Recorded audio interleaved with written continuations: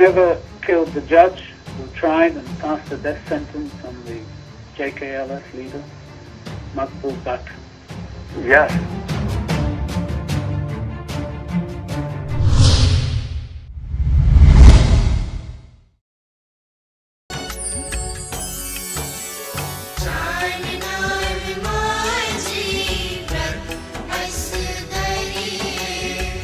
अलग ईश्वरीय बदलई जय। ये शब्द कश्मीर की उस जानी मानी शख्सियत के हैं जिनको कश्मीरी अदब से प्रेमी कहते थे। सर्वानंद कौल प्रेमी 1990 में कश्मीर का जाना माना नाम था। अ फ्रीडम फाइटर जिसने भारत छोड़ो आंदोलन में आजादी की जंग लड़ी। अ पोएट जिसने कश्मीरियत को शब्दों में बयां किया। साहेब नागस वन मंज तेरी ये अ ट्रू सेकुलर जिसके घर और दिल में गीता भी थी और कुरान भी। अ ब्रेव सोल जिसने आतंकवाद के सामने घुटने टेकने से इनकार कर दिया। मैंने कहा आप वहां क्यों जाएंगे? शालिबुगिया कहाँ रहते थे? मेरा ख्याल है कि आपका वहां तन्हा मकान है और बहुत कम्युनिटी के लोग वहां रहते नहीं है, तो आपको नहीं लगता बहुत खतरा है? कहा किससे खतरा? वो सब जो बहके हुए नौजवान इस वक्त जज्बात में आ गए वो मेरे स्टूडेंट्स हैं, वो मेरे तलबा है, मेरे कलेजे के टुकड़े हैं। वो कैसे इस बंदूक तानेंगे मेरे सीने पर? ये कैसे हो सकता है? लेकिन 29 अप्रैल की रात 9 बजे 3 इस्लामी आतंकी अनंतनाग स्थित उनके घर में घुस आए। घर में तोड़फोड़ की, उस लाइब्रेरी को भी तहस नहस कर दिया जिसमें कुरान भी थी और गीता भी। आतंकियों ने घर के सारे पैसे, जेवरात, साड़ियां, पश्मीना शॉल जैसे तमाम सामान को सूटकेस में भरवाया और सर्वानंद कौल प्रेमी को सामान के साथ चलने को कहा। घर वालों ने मिन्नत की लेकिन आतंकी नहीं माने। कहा वो कौल को कुछ नहीं करेंगे। आखिरकार सर्वानंद के बेटे वीरेंद्र कौल ने भी पिता के साथ चलने को कहा। आतंकी उसको भी साथ ले गए लेकिन 2 दिनों तक वो वापस नहीं लौटे। 2 दिन बाद प्रेमी और उसके बेटे की लाश ऐसी हालत में मिली जिसको देखकर शैतान भी शर्म से सर झुका ले। सर्वानंद कौल प्रेमी के माथे में कील ठोंकी गई थी, खाल उतार ली गई थी। घंटों तड़पाने के बाद उनको पहले फांसी दी गई, फिर उनके मुर्दा शरीर में गोली उतार दी गई ताकि दोनों के जिंदा बचने का कोई चांस न बचे। यह सिर्फ एक पुण्यात्मा की हत्या नहीं थी, यह सैकड़ों साल पुरानी हिंदू मुस्लिम सद्भाव की हत्या थी। एक पुण्यात्मा की ऐसी नृशंस हत्या ने कश्मीर घाटी के हिंदुओं को अंतर तक सहरा दिया। पुलिस ने रिपोर्ट दर्ज की लेकिन वो कभी भी जिहादी हत्यारों को नहीं पकड़ पाए। इसके बाद घाटी से कश्मीरी हिंदुओं को निकाले जाने का जो सिलसिला शुरू हुआ वो आज तक नहीं रुका।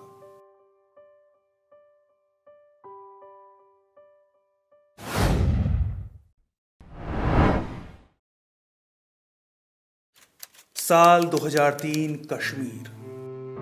इस्लामी आतंकवाद के चलते करीब 3.5 लाख हिंदू घाटी छोड़ चुके थे, लेकिन इक्का दुक्का इलाकों में अभी भी कुछ हिंदू बचे थे। पुलवामा के नाड़ीमर्ग गांव में कुल 52 हिंदू थे जो अपने पुरखों की पवित्र भूमि को नहीं छोड़ना चाहते थे। लेकिन 23 मार्च 2003 की रात इन पर कहर बनकर टूटी। रात 11 बजे लश्कर तैयबा के आतंकी सेना की वर्दी में गांव में घुसे। गांव में सुरक्षा के लिए तैनात पुलिसकर्मी भाग खड़ा हुआ। आतंकियों ने हिंदुओं को घरों से बाहर निकाला, लाइन में खड़ा किया और गोलियों से भून दिया। इस नरसंहार में 24 हिंदुओं को शहीद कर दिया गया, सिर्फ इसलिए क्योंकि वो कश्मीर के मूल निवासी हिंदू थे। मारे गए बेकसूरों में 11 पुरुष, 11 महिलाएं और 2 मासूम बच्चे थे। नाड़ीमर्ग नरसंहार का खौफनाक मंजर इन तस्वीरों में साफ दिखाई देता है। आतंकियों ने 2 साल के बच्चे से लेकर 65 साल के बुजुर्ग तक किसी को नहीं बख्शा।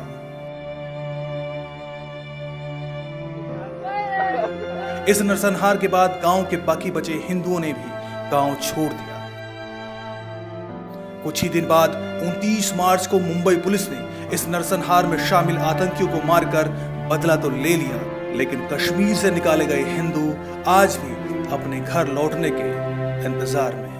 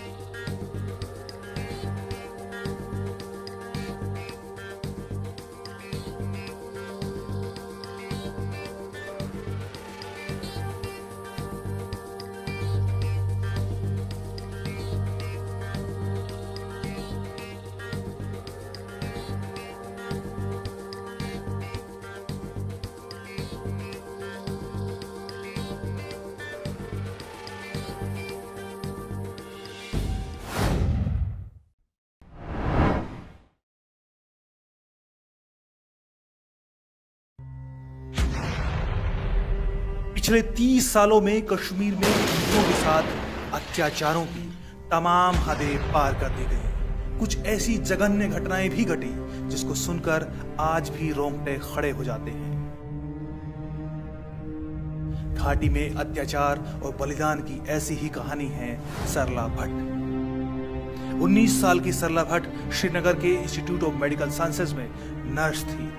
मरीज का धर्म जाने बिना उसकी सेवा करती थी। लेकिन आतंकियों ने सरला का धर्म हिंदू होने के चलते उस पर नजर गड़ा ली थी।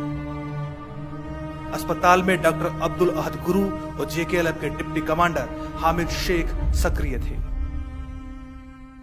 दोनों को शक था कि सरला पुलिस इन्फॉर्मर है। उन्होंने सरला को नौकरी छोड़ने की धमकी दी, लेकिन सरला ने मरीजों की सेवा के धर्म के सामने उनकी धमकी को अनसुना कर दिया।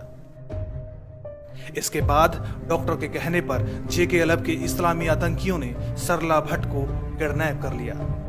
आतंकियों ने 5 दिनों तक सरला के साथ सामूहिक बलात्कार किया, लगातार मारपीट की, उसको बुरी तरह से टॉर्चर किया गया।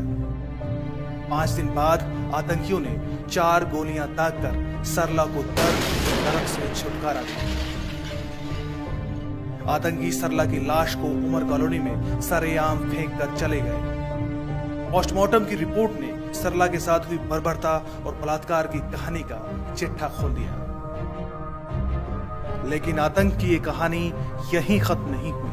घर वाले जब सरला को अंतिम संस्कार के लिए ले जा रहे थे, तब आतंकियों ने उन पर बमों से हमला किया। इसके बाद अनंतनाग में सरला भट्ट के घर को भी आग के हवाले कर दिया गया। आखिरकार सरला भट्ट के घर वालों को वही करना पड़ा जो आतंकी चाहते थे। सरला भट्ट के घर वालों ने घाटी हमेशा के लिए छोड़ दी, इस इंतजार में कि कभी न कभी वो वापस लौटेंगे जरूर, लेकिन वो दिन आज तक नहीं आ पाया।